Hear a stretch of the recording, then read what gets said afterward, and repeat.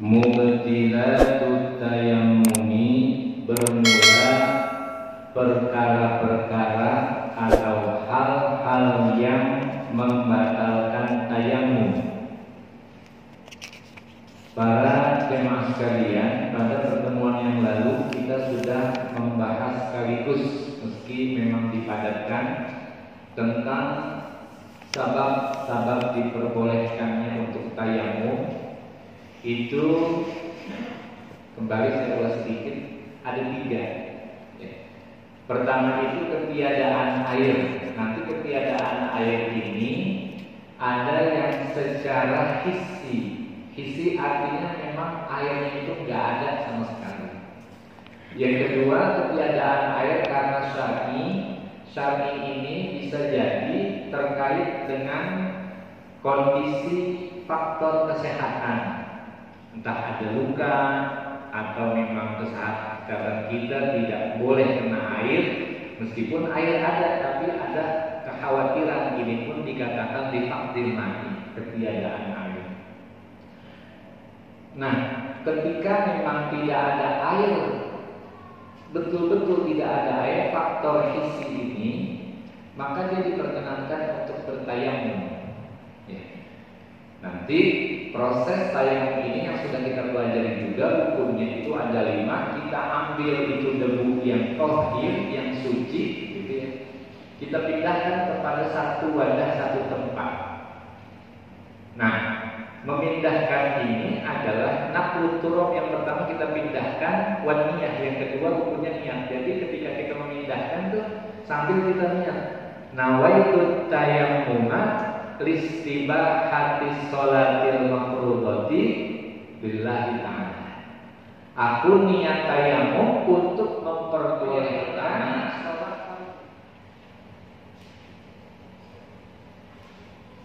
akaduha ma'abtolal wudu'ah, segala sesuatu yang dapat membatalkan wudu. Kita sudah belajar bahwa yang membatalkan wudu cuma 4. Keluarnya sesuatu dari salah satu jalan, baik bagian depan tubuh atau bagian belakang tubuh. Ini kalau keluar berupa, maaf ya, misalnya pipis, BAB atau kentut gitu, itu sama juga batal tayamum kita. Yang kedua yang membatalkan wudu adalah zawalul aqli, hilang akal, atau juga atau tidur dengan posisi kita berbaring atau telentang. Tapi kalau tidurnya kita makan, kita mustaqir, artinya pantat kita yang tegak, tidak berubah. Misalnya seperti kita sering kadang sholat Jumat ngantuk-ngantuk juga tuh. Ini kondisi pantat kita nggak bergerak, nggak terangkat, kita tidur. Nah, ini tidak membatalkan wudu, gitu. Nah, berbeda dengan Nabi. Kalau Nabi memang meskipun matanya itu tidur merem, tapi hatinya tidak tidur. Ya.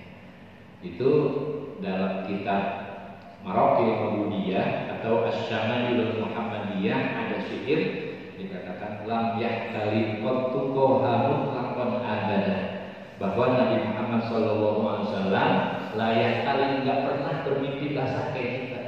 Kita kan awal kali itu istilah mimpi basah ya, sampai keluar sekian. Kalau Nabi enggak. Wa man tasa'ata aslan di madaz zaman.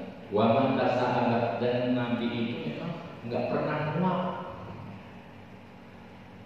Sejak awal ya di madaz zaman, sepanjang masa. Kemudian wa qalbuhu lam yanam.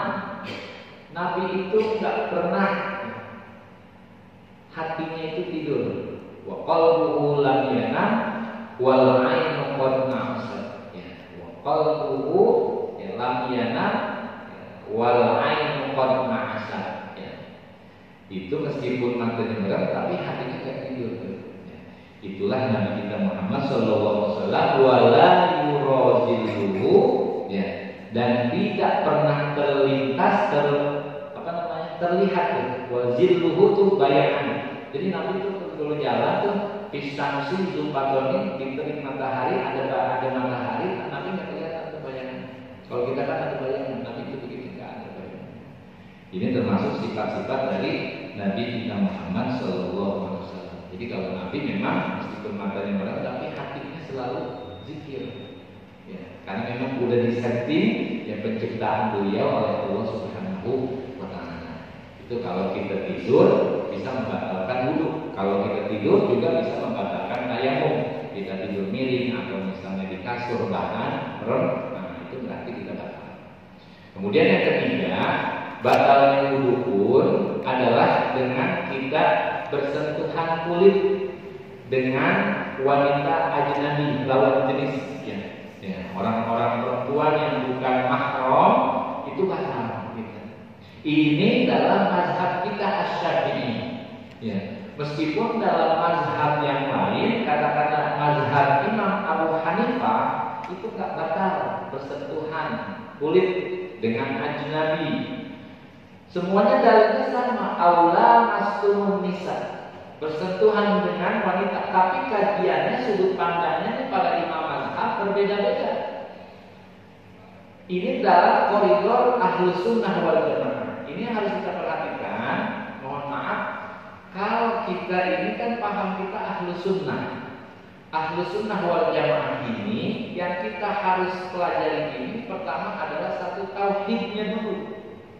Belajar sifat 20 ya. Kemudian di sifat 20 ini aqaid tauhid kita, keyakinan kepada Allah. Kita mengikutnya imam kita tuh Abu Hasan Asy'ari dan Abu Hasan Al-Maturidi. Ini imam tauhid kita ya. Kadang-kadang sekarang kan orang yang ramai, Allah adanya di mana sih gitu. Mastawa ala arsy, Allah itu berada di atas arsy, itu kan jadi perdebatan. Adanya Allah itu di atas arsy itu tidak bisa kita bayangkan. Bukan berarti Allah itu berbentuk bagaimana, itu wallahu a'lam. Wallahu a'lam bimurad. Mazhab kita Ahlus Sunnah seperti itu, tidak bisa ditakwil. Dalam masalah tauhid kita pegang tuh Asy'ari, paham kita adalah Asy'ari.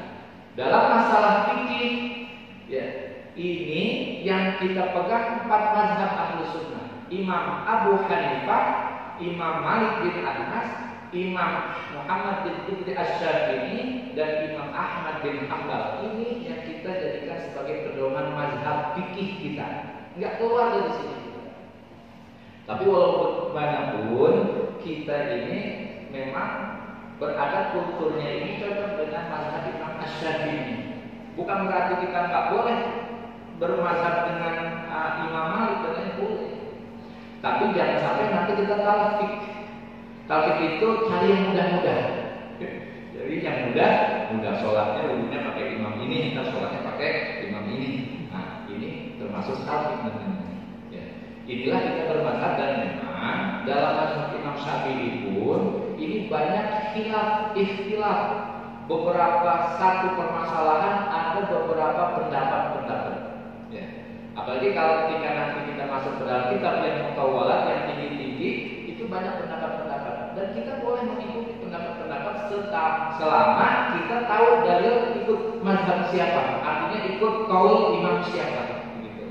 Nanti di hari kiamat yang namanya ilmu itu punya sanad. Ente ngamalin ini jalurnya mana? Gitu. Jadi namanya keilmuan itu kita sampai ke Rasulullah karena memang harus bersanad dengan namanya ilmu.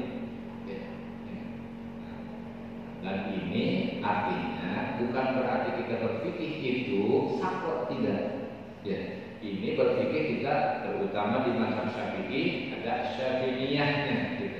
Ada beberapa pendapat-pendapat, tapi memang yang perlu kita perhatikan adalah yang mana yang paling muktamad, yang paling kuat, termasuk dalam masalah kita batal bersentuhan dengan ajnabi.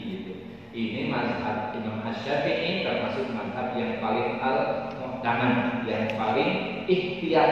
Ya. Kalau mazhab Imam Abu Hanifah, mereka tidak ada faktor apapun bersentuhan, ya itu nggak batal. Yang batal apa? Ketika berjima, berhubungan suami istri itu baru batal.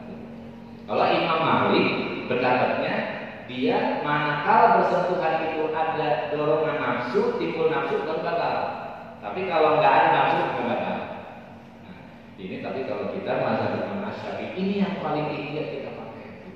Ada orang mengikuti mazhab yang lain silakan, tapi nanti harus diikuti tuh aktivitas dia wuduknya, memakai Imam Abu Hanifah ikutin satu paket namanya. Tidak dicampur adukan yang dinamakan talfik. Talfik itu mencampur adukan mazhab dan ini tidak dibenarkan. Ya. Nah, kemudian yang terakhir yang membatalkan wudu itu adalah ketika kita menyentuh kemaluan kita. Ya, kemaluan kita yang bagian depan maupun yang belakang.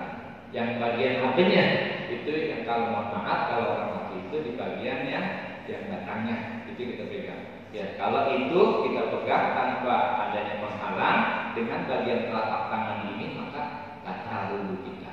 Demikian dengan tayamum. Kalau bagian belakang itu bagian lingkarnya. Bagian anisnya itu ketika lingkarnya itu bagian dalam itu yang dapat membatalkan wudu. Kalau bagian tangan luar bagaimana? Itu nggak batal tapi makruh.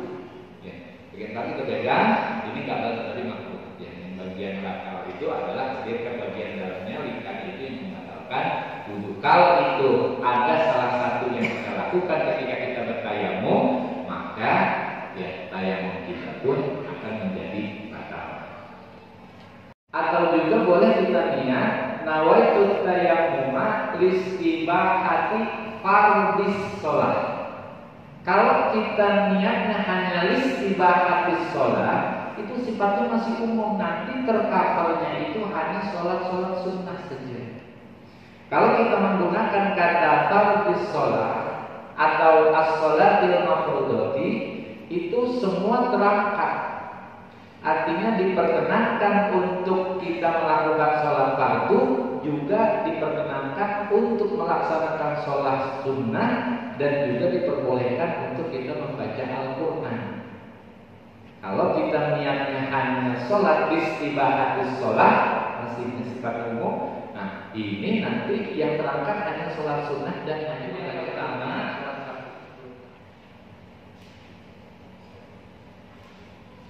Akaduha ma'abtolal wudu'a, segala sesuatu yang dapat membatalkan wudu. Kita sudah belajar bahwa yang membatalkan wudu cuma 4. Keluarnya sesuatu dari salah satu jalan, baik bagian depan tubuh atau bagian belakang tubuh. Ini kalau keluar berupa maaf ya, misalnya pipis, BAB atau kentut gitu, itu sama juga batal tayamum kita. Yang kedua yang membatalkan wudu adalah zawalul aqli hilang akal, bersentuhan kulit dengan wanita ajnabi lawan jenis ya. Orang-orang perempuan yang bukan mahram itu batal gitu. Ini dalam mazhab kita Asy-Syafi'i ya. Meskipun dalam mazhab yang lain, kata-kata mazhab Imam Abu Hanifah itu nggak batal bersentuhan kulit dengan ajnabi. Semuanya dalilnya sama, aula mastumun nisa, bersentuhan dengan wanita. Tapi kajiannya, sudut pandangnya pada imam mazhab berbeda-beda. Ini dalam koridor Ahlus Sunnah wal Jamaah. Ini harus kita perhatikan.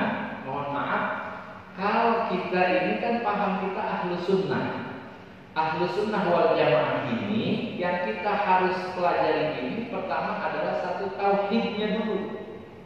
Belajar sifat 20 ya. Kemudian di sifat 20 ini aqaid tauhid kita, keyakinan kepada Allah. Kita mengikutnya imam kita tuh Abu Hasan Asy'ari dan Abu Hasan Al-Maturidi. Ini imam tauhid kita ya. Kadang-kadang sekarang kan orang yang ramai, Allah adanya di mana sih gitu. Mastawa ala arsy, Allah itu berada di atas arsy, itu kan jadi perdebatan. Adanya Allah itu di atas arsy itu tidak bisa kita bayangkan. Bukan berarti Allah itu berbentuk bagaimana, itu wallahu a'lam. Wallahu a'lam bimurad. Mazhab kita Ahlus Sunnah seperti itu, tidak bisa ditakwil. Dalam masalah tauhid kita pegang tuh Asy'ari, paham kita adalah Asy'ari. Dalam masalah fikih ya, ini yang kita pegang 4 mazhab Ahlus Sunnah. Imam Abu Hanifah, Imam Malik bin Anas, Imam Muhammad bin Idris Asy-Syafi'i dan Imam Ahmad bin Hanbal ini yang kita jadikan sebagai pedoman mazhab fikih kita. Enggak keluar dari sini. Tapi walaupun bagaimanapun kita ini memang berada kulturnya ini cocok dengan mazhab Imam Asy-Syafi'i. Bukan berarti kita nggak boleh bermazhab dengan Imam Malik, katanya boleh. Tapi jangan sampai nanti kita talfik. Talfik itu cari yang mudah-mudah. Jadi yang mudah sholatnya wudhunya pakai imam ini, kita sholatnya pakai imam ini. Nah, ini termasuk talfik namanya. Ya. Inilah kita bermazhab dan memang dalam mazhab Imam Syafi'i pun ini banyak ikhtilaf. Beberapa satu permasalahan ada beberapa pendapat-pendapat. Ya. Apalagi kalau ketika nanti kita masuk ke dalam kitab yang mutawwalat yang tinggi-tinggi, itu banyak pendapat-pendapat dan kita boleh mengikuti pendapat-pendapat selama kita tahu dalil ikut mazhab siapa, artinya ikut qaul imam siapa. Gitu. Nanti di hari kiamat yang namanya ilmu itu punya sanad. Ente ngamalin ini jalurnya mana? Gitu. Jadi namanya keilmuan itu kita sampai ke Rasulullah karena memang harus bersanad dengan namanya ilmu. Dan ini artinya bukan berarti kita berpikir itu saklek, tidak.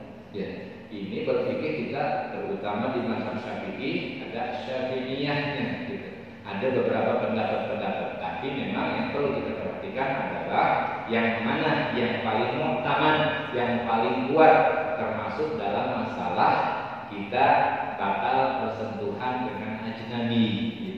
Ini mazhab Imam Asy-Syafi'i termasuk mazhab yang paling al-mu'tamad, yang paling ikhtiyar. Ya. Kalau mazhab Imam Abu Hanifah, mereka tidak ada faktor apapun bersentuhan, ya itu nggak batal. Yang batal apa? Ketika berjima, berhubungan suami istri itu baru batal. Kalau Imam Malik pendapatnya, dia manakala bersentuhan itu ada dorongan nafsu, timbul nafsu baru batal. Tapi kalau nggak ada nafsu nggak batal.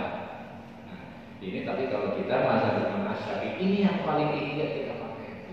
Ada orang mengikuti mazhab yang lain silakan, tapi nanti harus diikuti tuh aktivitas dia wudhunya memakai Imam Abu Hanifah, ikutin satu paket namanya. Tidak dicampur adukan yang dinamakan talfik. Talfik itu mencampur adukan mazhab dan ini tidak dibenarkan. Ya. Nah, kemudian yang terakhir yang membatalkan wudhu itu adalah ketika kita menyentuh kemaluan kita. Ya, kemaluan kita yang bagian depan maupun yang belakang. Yang bagian apanya? Itu yang kalau mohon maaf kalau orang laki itu di bagian yang belakangnya itu kita pegang. Ya, kalau itu kita pegang tanpa adanya penghalang dengan bagian telapak tangan ini maka batal wudhu kita. Demikian dengan tayamum. Kalau bagian belakang itu bagian lingkarnya. Bagian amisnya itu ketika lingkarnya itu bagian dalam itu yang dapat membatalkan wudhu. Kalau bagian tangan luar bagaimana? Itu nggak batal tapi makruh. Ya, bagian kaki terpegang ini nggak batal tapi makruh. Ya, yang bagian belakang itu adalah bagian dalamnya lingkar itu yang membatalkan wudhu. Kalau itu ada salah satu yang kita lakukan ketika kita bertayamum, maka ya tayamum kita pun akan menjadi dengan apa-apa yang dapat membatalkan wudhu.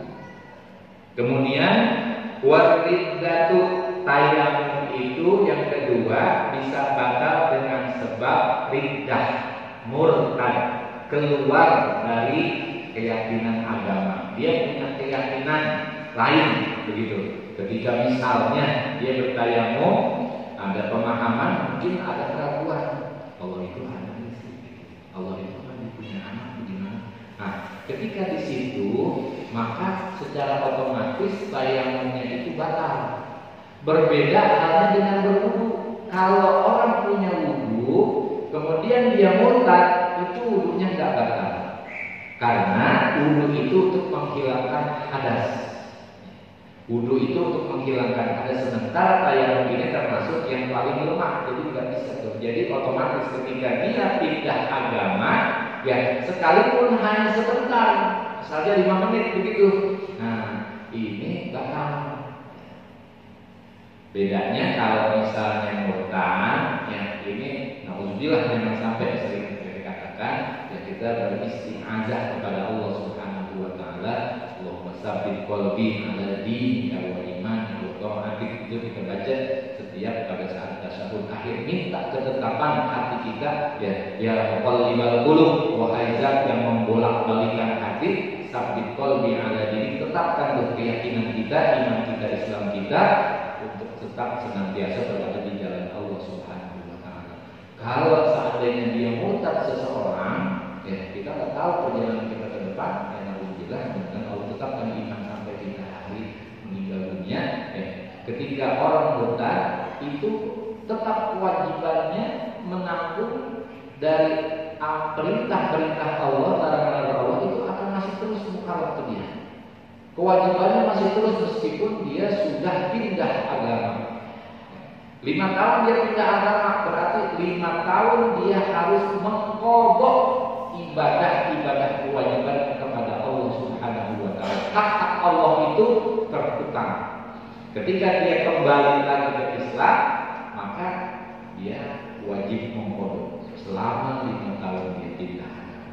Berbeda dengan orang yang dikatakan mu'allaf, dari orang non-muslim masuk ke Islam, kemudian dia bersyahadat, dia mandi, mandi maka masuk Islam.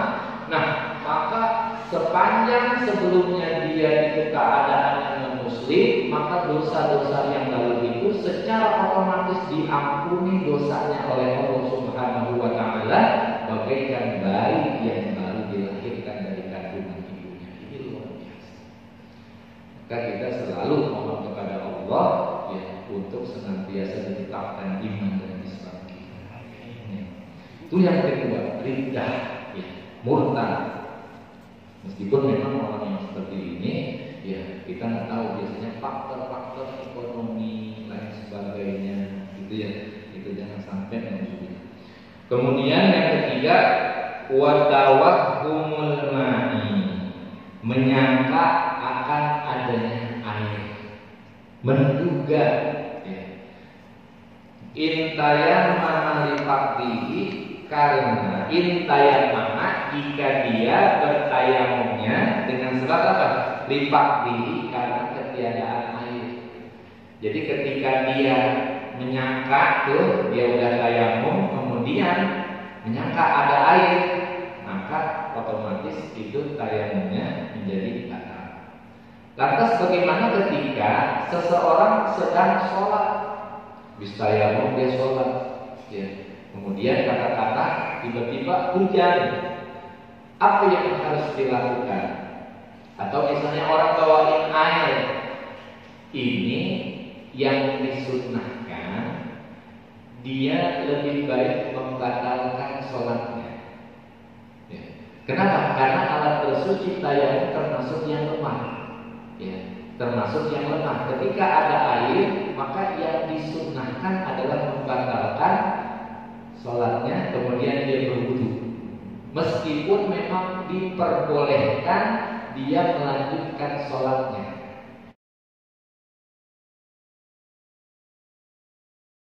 Ini juga termasuk ada ikhtilaf oleh Imam Ibnu Hajar Al-Haytami dalam kitab Fathul Mu'in dan Imam Ar-Razi.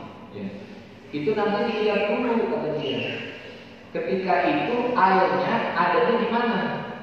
Ketika awal dia sedang bertayamum, ataukah pada saat tempatnya dia melakukan sholat setelah tayamum? Kadang bisa jadi tayamumnya di Jakarta, kemudian sholatnya agak jauh di Bekasi misalnya. Ini ada perdebatan. Tetapi yang paling kukuh adalah pendapat yang mengatakan, Imam Rawi itu mengatakan, apapun kondisinya, mau dia sholatnya di mana atau tempat tayamnya di mana, ketika ada air, itu yang paling bagus disunnahkan untuk membatalkan sholatnya.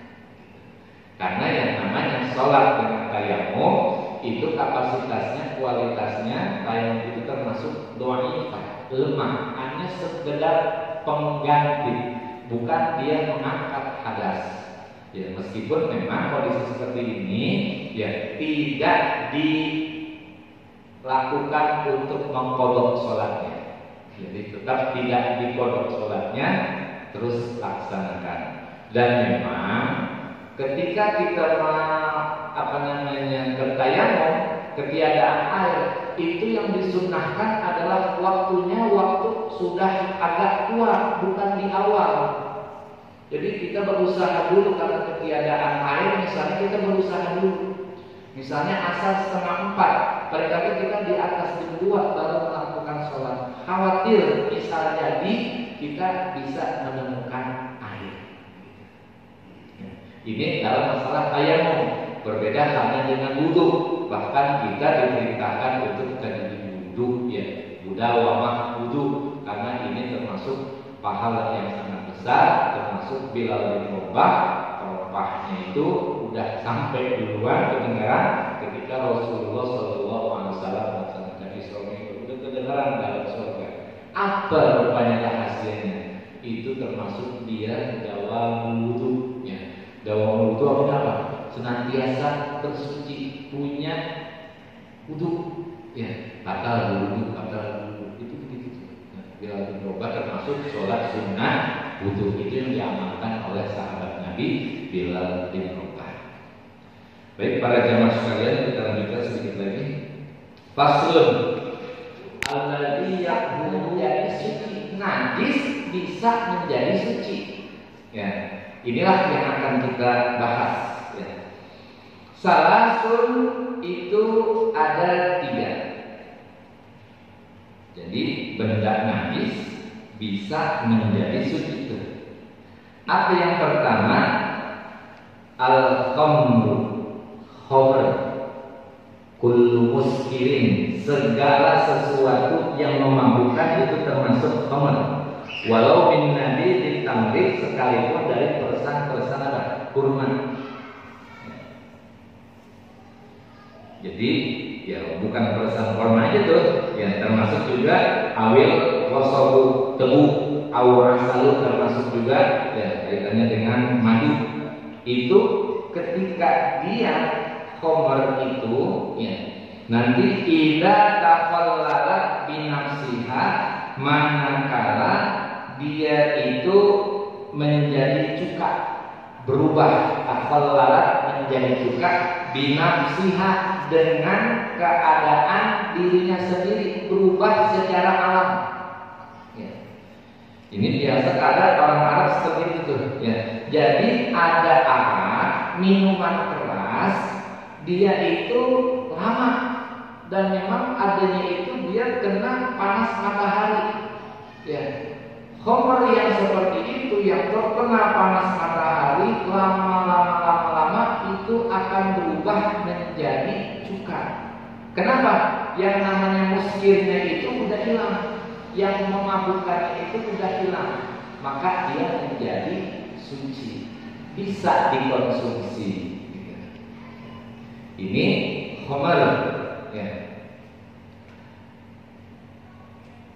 Tentunya juga min ghairi musahabati ainin fi thaharatin. Ini tanpa adanya campur tangan. Kalau misalnya khamr itu khamr, ya, dirubah dengan campur tangan manusia, misalnya dirubah dengan zat campuran zat kimia, ini tetap menjadi haram. Ya, meskipun itu nanti jadi cuka, itu nggak bisa. Yang namanya dari khamr berubah dari jadi cuka, ini perubahannya itu perubahan secara alami, ya, secara alam, bukan campur tangan manusia. Ya, ini terkait masalah khamr. Itu bisa suci, bisa kita gunakan. Tapi memang dalam sebuah riwayat Nabi itu pernah melihat ada khamr. Jadi ketika ada khamr itu disuruh dibuang. Jadi jangan sampai terjadi menjadi suka, gitu ya. Jadi setiap apapun kulul muskirin yang diharamkan itu harus dibuang, ya, apapun bentuknya. Gitu. Kemudian yang kedua, benda yang najis bisa menjadi suci adalah jildul maitati, bangkai, kulit bangkai, idza dubiro, manakala dia itu disamak. Jadi di sini yang dimaksud dengan bangkai, ya, termasuk kan najis itu kan ada 7 ya. Termasuk najis itu ada 7, salah satunya adalah bangkai. Tapi bangkai tidak semuanya itu najis. Ada 3 benda bangkai yang memang itu dikatakan tidak najis. Satu, manusia. Kita nih meskipun sudah meninggal termasuk dikatakan tidak najis, tetap menjadi mulia. Walaupun karomna min bani Adam, kita ini dimuliakan. Kita ketika meninggal tetap mulia, tidak menjadi najis. Yang kedua adalah bangkai ikan, ya, bahkan dimakan, termasuk belalang. Ini dia tidak najis. Ya. Yang lainnya ya nanah, darah, kemudian khinzir, kalbun, gitu ya, babi dan anjing itu termasuk yang dikatakan najis. Nah, ini yang dimaksud dengan bangkai ini adalah mazalat hayatuha bi ghairi zakatin syar'iyyatin. Yang namanya bangkai itu adalah yang memang udah hilang tuh, ya, kehidupannya bi ghairi zakatin syar'iyyin, tanpa adanya penyembelihan secara syar'i. Jadi bangkai ini pertama ada hewan yang boleh dimakan, ada lagi hewan yang tidak boleh dimakan. Hewan boleh dimakan, tapi dia katakanlah mati dengan sendirinya, berarti itu akan menjadi bangkai. Kedua, hewan yang tidak boleh dimakan tapi disembelih, ini juga nggak boleh. Banyak hewan-hewan yang nggak boleh dimakan, ya, harimau, binatang buas, ular, segala macam, ya, ini juga tidak boleh dimakan sekalipun kita sembelih. Ya. Ini terkait masalah bangkai. Jadi segala sesuatu yang sudah mati, ya, itu menjadi bangkai ketika tanpa adanya penyembelihan. Dan ini perlu dipahami. Kadang kita berpikir begini, yang namanya menyembelih itu memang yang paling afdol kita motongnya itu dengan menggunakan asmaul, baca bismillah. Tapi dalam mengucapkan bismillah bukan menjadi syarat sahnya atau halalnya itu hewan kurban, ya. Itu sunnah memakan. Kalau misalnya kita motong tanpa baca bismillah, itu termasuk sah dan halal hewan kurban kita, tapi akan menjadi makruh kita. Maka tetap tuh, ya, tetap kita disunnahkan ketika menyembelih hewan, baik itu ayam atau lain sebagainya, itu ucapkan Bismillahirrahmanirrahim. Nah, ini ya yang menjadi masalah juga ketika kita beli ayam misalnya, ayam bayi orang dipotong, kadang-kadang ragu ini baca Bismillah atau kagak nih, yang potong siapa, muslim atau bukan? Kalau dalam hukum Islam itu, dia itu agamanya itu agama samawi, itu termasuk sah. Misalnya termasuk ahlul kitab. Ahlul kitab termasuk orang Nasrani, ya. Orang-orang Nasrani, orang-orang Yahudi termasuk ahli kitab. Cuma masalahnya, apakah orang-orang yang di non-muslim ini termasuk dia ahlul kitab atau bukan? Gitu. Tapi dengan kondisi seperti ini timbul satu solusi. Kita meyakinkan karena masyarakat Indonesia ini adalah masyarakatnya yang mayoritasnya muslim. Maka dengan keyakinan kita, dengan seperti itu, maka kita jadikan sebagai satu solusi. Kita keyakinan kita ini disembelih dengan orang yang muslim. Itu seperti itu Pak. Gitu. Jangan ada ragu. Nanti kalau ada ragu, hati-hati. Yang penting dia yakin. Kalau ragu, ya tinggalin aja. Ya, dengan motor sendiri. Begitu. Ada yang seperti itu. Orang yang agak hati-hati, dia belinya ayam apa? Ayam yang masih hidup, potong di rumah. Begitu. Ada yang begitu. Nah, kita nggak boleh menyalahkan gaya benar. Ya, itu memang keyakinan dia karena dia yakin. Kalau kita yakin beli yang sudah dipotong, insya Allah kita yakin karena kita yakin ini adalah orang muslim.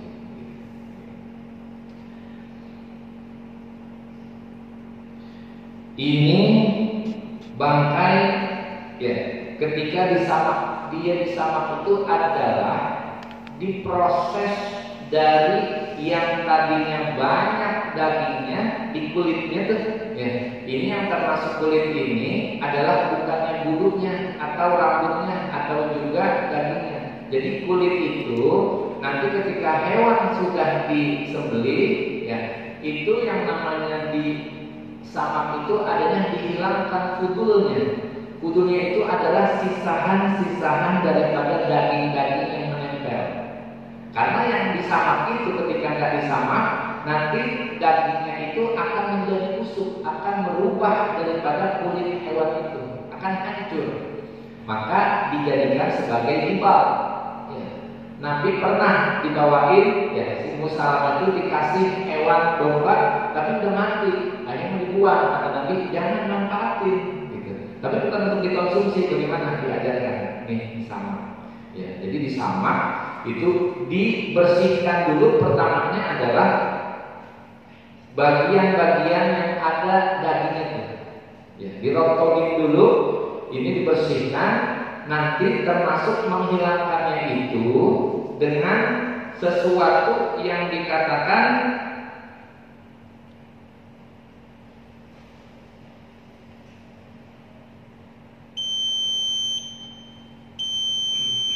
yang agak keset gitu ya, yang agak keset. Jadi termasuk dikatakan di sini dengan kadar kitoirin, dengan kotoran burung, meskipun itu najis boleh. Jadi dengan kotoran burung itu dia keset tuh, ya. Termasuk dengan sesuatu yang berat gitu ya, itu akan hilang tuh. Nah, itu digosok sehingga dagingnya itu akan rontok tuh. Nah setelah itu nanti karena dia kotoran burung itu kotor, maka dibersihkan. Nanti direndam dulu, ada yang menggunakan dengan air garam. Nanti ditempel tuh, dijemur di terik matahari, ya. Itu dengan beberapa lama, bisa 3 hari, bisa 1 minggu, bisa 2 minggu. Maka ketika dia sudah tidak bau, maka itu sudah dikatakan suci. Karena walau bagaimanapun yang namanya bangkai itu asalnya adalah najis. Biasanya ini penggunaannya pada industri ya, rumah tangga, kerajinan, buat tas, buat dompet segala macam, termasuk kulit-kulit ular, kulit-kulit yang lain itu banyak digunakan. Kalau misalnya hewan kita punya tujuan, hewan ini kita bunuh hanya untuk diambil kulitnya untuk disamak, ini termasuk diharamkan dalam ajaran agama. Terlebih lagi makanan apa hewan yang memang diperuntukkan untuk dikonsumsi, ya kita termasuk ini dikatakan tafsir, nggak boleh, ya. Hanya untuk mengambil bagian-bagian hewan tertentu untuk diperjualbelikan, ini nggak boleh. Ini termasuk berburu yang diharamkan oleh Nabi. Kemudian yang ketiga adalah yang menjadi suci dari najis itu adalah wama soro hayawanan, segala sesuatu yang bisa menjadi hewan. Maksudnya apa? Kadudin, seperti halnya ular. Kalau kita nih belatung bilangnya. Kok bisa seperti itu? Ini bukan pada sesungguhnya. Misalnya dalam sebuah daging ya, yang sudah membusuk, itu akan muncul ulat-ulat kecil. Ini dikatakan daging yang membusuk itu kan bangkai. Kemudian muncullah ada ulat, gitu ya. Katakanlah ada seseorang misalnya hobi banget gitu, ya, dengan ulat seperti itu, dibawa tuh ulatnya, dibersihkan, ditaruh kantong baju, dia buat sholat, dia hidup, itu boleh, begitu. Kalau dia hidup, gitu ya. Kenapa? Dia termasuk benda yang sudah suci. Tapi ini bukan pada sesungguhnya. Jangan kita artikan bahwa ulat itu dari daging, bukan. Ini yang dikatakan oleh para ulama bukan pada sesungguhnya. Dia itu tetap ciptaan Allah yang memang Allah ciptakan, dia ada di dalam daging itu dari bakteri segala macam, maka dia muncullah menjadi benda hidup seperti itu. Tapi kalau misalnya dia mati, nah ini menjadi bangkai. sama misalnya kayak apa nyamuk itu ya, nyamuk jatuh taruh di kantong kita tuh, ini bangkai kita hamulun najasah namanya, kita menanggung membawa barang najis. Dari apa? Bangkai. Bangkainya apa? Ini bangkai nyamuk. Makanya termasuk memang kita kalau sholat itu kita bersihkan dulu gitu ya, segala macam kita kibat dulu, jangan sampai nanti ada benda-benda atau hewan-hewan yang udah mati gitu. Termasuk juga apa tali cicak yang masih rubat itu, yang masih basah, ini termasuk bisa membatalkan sholat kita karena terkait masalah bangkai. Nah, para jamaah sekalian, ini materi kita meskipun tidak banyak, mungkin